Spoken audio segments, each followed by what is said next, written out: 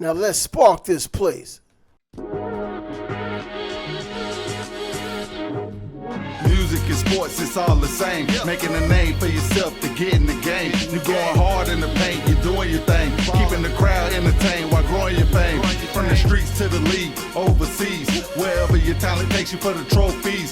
When you come into the system, just by all in. Going hard to the goal and put the ball in. Man, ball.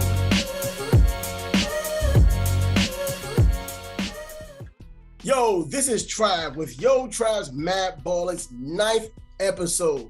That's right, 9 straight episodes of Trav's Mad Balling. And as you can see, I am solo. Scott the G is not here with me today, so I will have to run this thing solo. Either way you look at it, I'm going to still try to bring the goods to you. Why are you here? You saw the thumbnail, you saw the topic. That's why we're getting into this. Is this a judgmental piece? Not necessarily, but it is a conversation I believe we need to have. Black History Month? Nah, it's not because of that. It's because it's a conversation that even after Black History Month, this will still be something, whether in this form or another, a point of contention for some and a point of clarity for others. So before we go into that, we're on SoundCloud. So if you want to hear this podcast on SoundCloud, hit us on SoundCloud. Download it, listen to this anytime you can, and we will appreciate it. Also, if you're going to our YouTube feed, give us a thumbs up. That algorithm could really use that help. So could I. So without any further ado, let's get into this. Is Adolph Rupp a racist? Yes, that's the guy we're talking about based on the title, the most racist coach in college basketball ever. I don't know about that, but I decided to tackle this story with Adolph Rupp, or this anecdotal look at Adolph Rupp.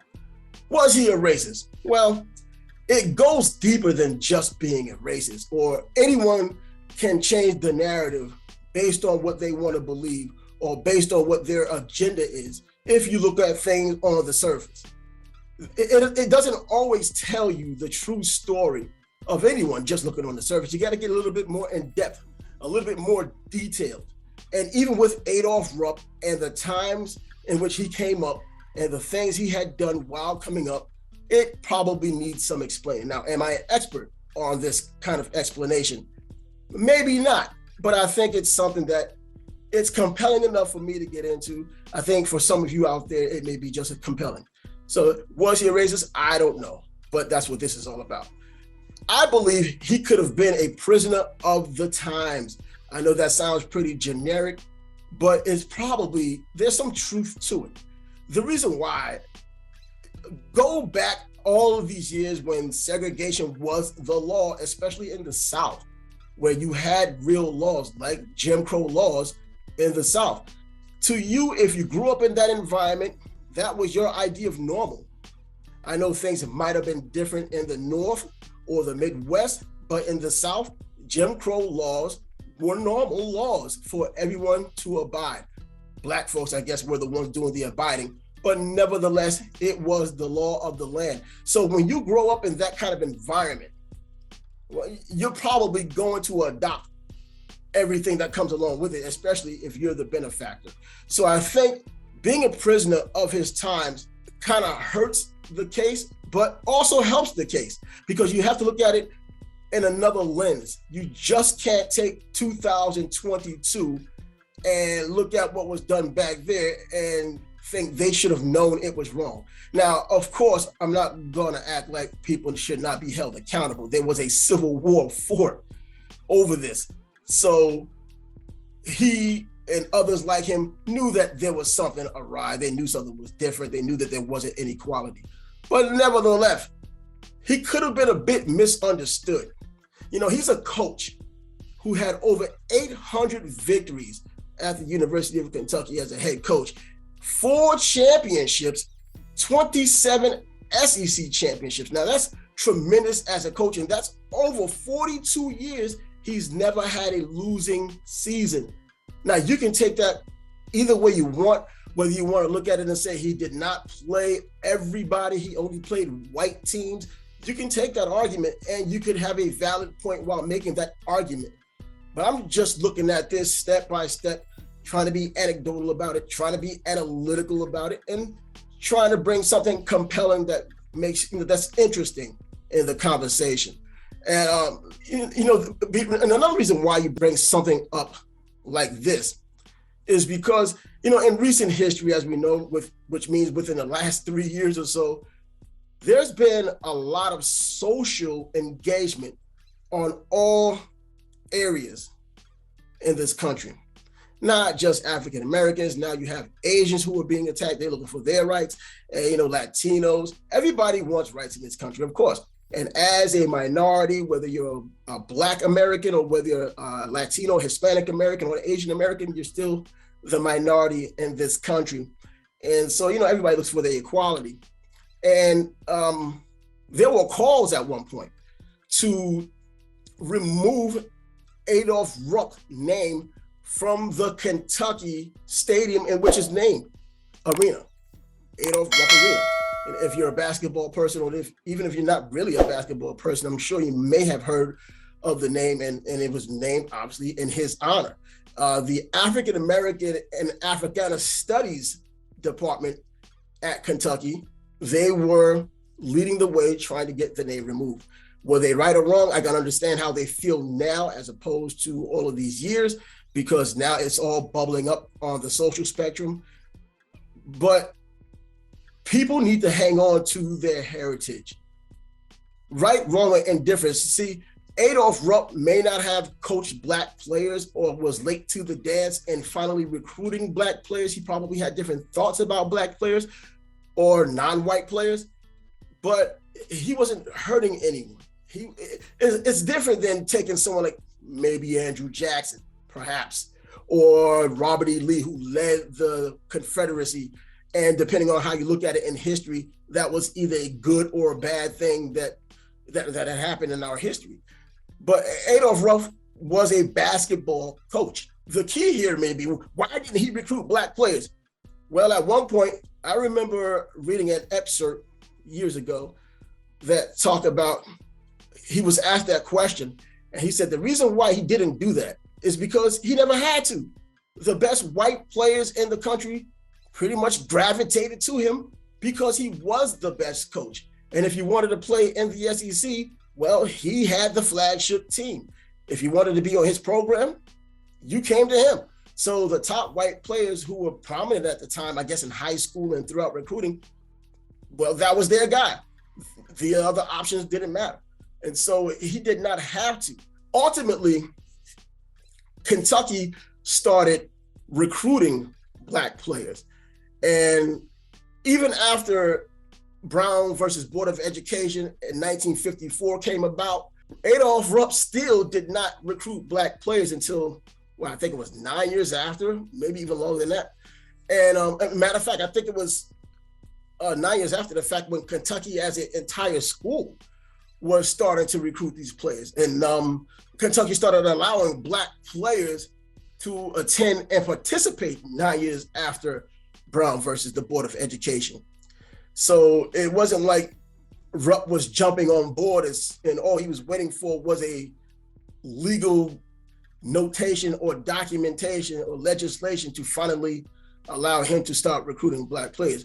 And recruiting Black players, that is, because he did have Black players who had played for him before, by the way. There were two Black players actually were coached by Adolph Rupp.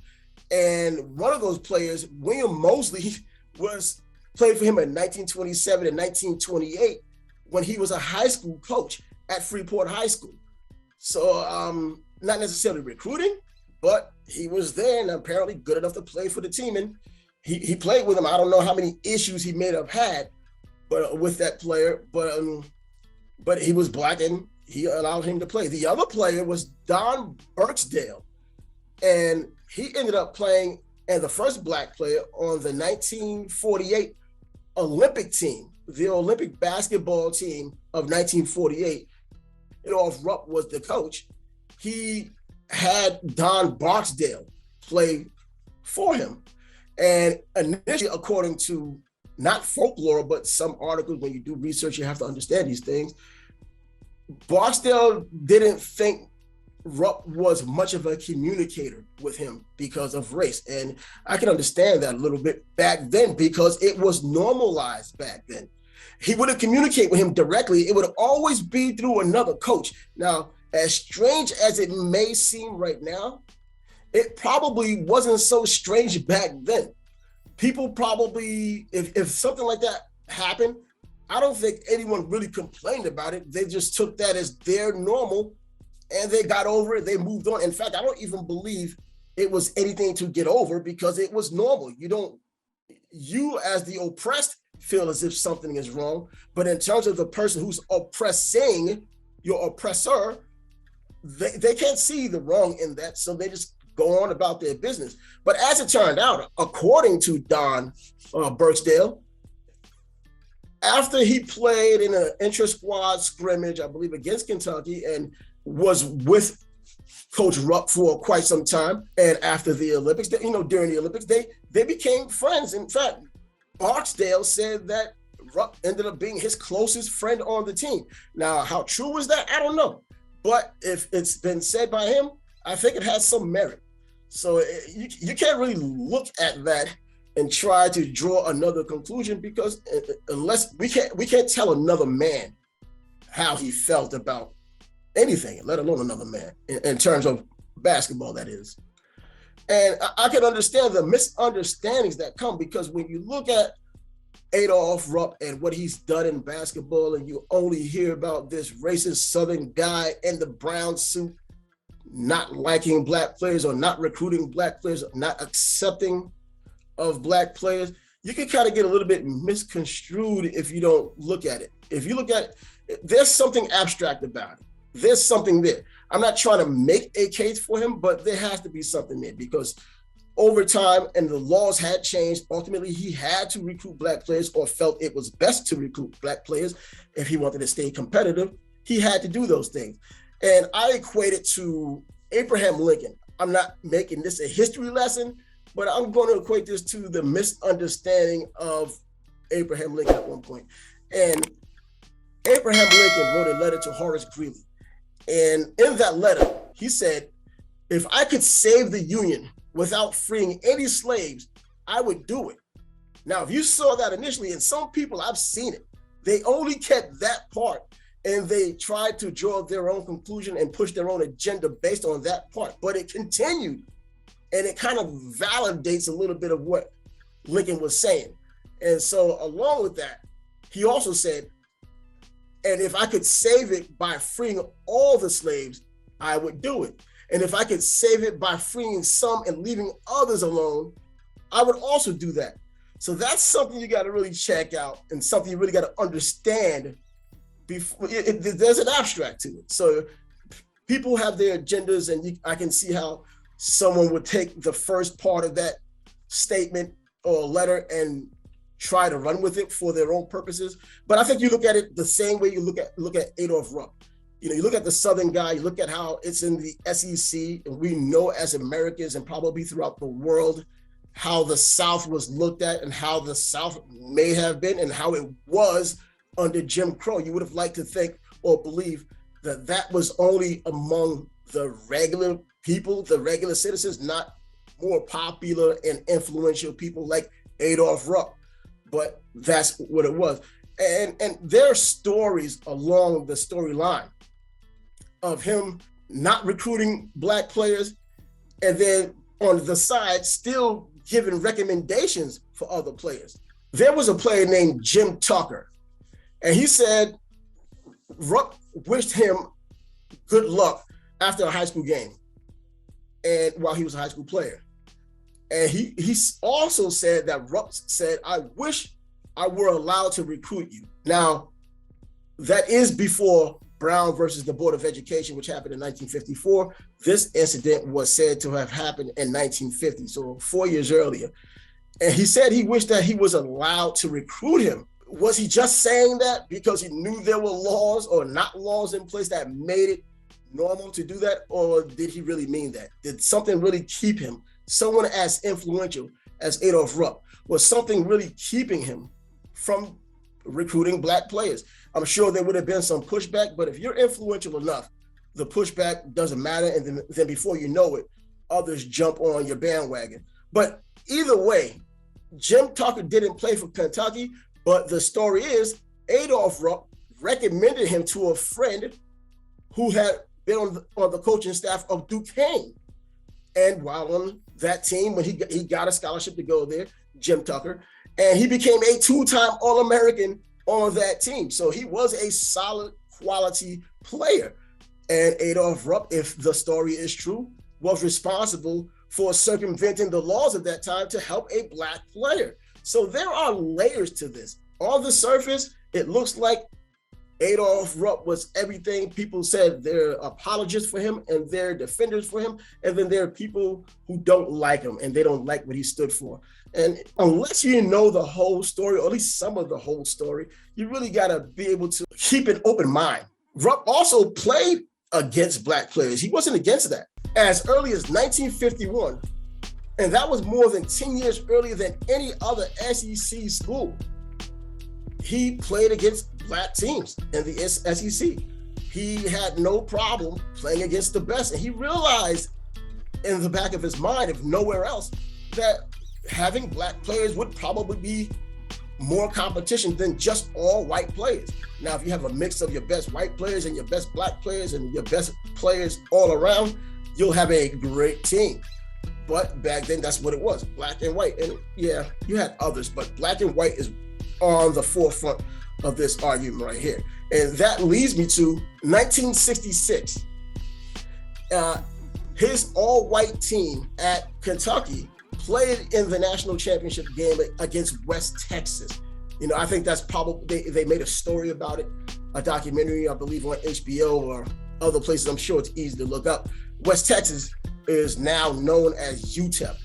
So the University of Texas, El Paso. So the UTEP Miners, where Tim Hardaway played, is now what used to be West Texas. And they played against West Texas, who had 5 black starters, and they lost the game 72-65. And if there ever was a scream of, you probably need to recruit black players more on a wholesale basis than just saying you wanted to recruit them and laws allegedly are preventing you from doing it, you know, this was definitely the case. Incidentally, by the way, as somewhat of an aside, Pat Riley, the former Laker coach, the former Miami Heat coach, he was on that team. He and Louis Dampier were on that team. And those two, both in the Hall of Fame, you know, they were on that team. They incidentally scored 19 points apiece in that game, in that losing effort. So that was pretty interesting as a side note while, you know, checking this thing out. I ask again, was Adolph Rupp a racist? Yes, he was a racist, but in an abstract context. It's hard to break out of a culture in which you have been born, you know, to have been born and bred in a certain area, and even having official legislation such as Jim Crow laws enabling you to continue in that manner. It was easy to do, and it did not make it seem as if what you were doing was as bad as it really was. It was accepted as normal. It's not an excuse, but I believe it's a reasonable conclusion. I don't know if it's a conclusion. You all will decide if it's a conclusion, because I know there's more to be said. Whatever it is I bring up right now can't be really made clear in such a short period of time of about a half hour. But I hope I brought a little bit of clarity, maybe not, for those who watched this or listened to this podcast. I think it was interesting being able to come up with something like this, a topic that I can get into. You know, I'm a natural sports person. I've done sports radio, as I've told you all in the past. I've done sports, period, and covered sports in a lot of different areas over several years. In fact, decades now, plural, decades. And you're never going to know everything. But there are a lot of things that are intriguing as you or as anyone in the industry has a chance to divulge themselves into a topical thing like this, and something like this, which is so compelling. There's so many unanswered questions out there. Adolph Rupp is gone, and there are people speaking on his behalf, some good, some not so good. So this kind of bridges the gap and hopes to give you some type of clarity, I guess. And I think one of the interesting things for me looking into this, I knew enough about Adolph Rupp. I know enough about college basketball, the University of Kentucky, a lot of other teams and so forth. But for this particular thing, there are things that became, that were new to me, such as Jim Tucker. I didn't know about Jim Tucker. I didn't know how Rupp wanted him or wished he could have had him on his Kentucky team, which would have made him the first Black player on that team. And then on the other hand, he continued to recruit just white players, even when it became a thing to do at the University of Kentucky with other athletes and not in basketball. Tell me what you think about this. Tell me what you think about Adolph Rupp or this conversation as a whole. I know we didn't get a whole lot of answers, but I think broaching the topic is always something that needs to be brought to light with this kind of a conversation. It's not easy for some to listen to these things and know it's not a Black history thing. As I mentioned in the beginning of this show, it's not a Black history thing because even after this happens, Black History Month is going to be over in March and 11 other months. And these kinds of questions and these kind of topics will still be talked about in some capacity. So I'm Trav with Yo Trav's Mad Ballin's 9th episode, flying solo without Scott the G, who I hope may join me for episode 10. Catch you in 10.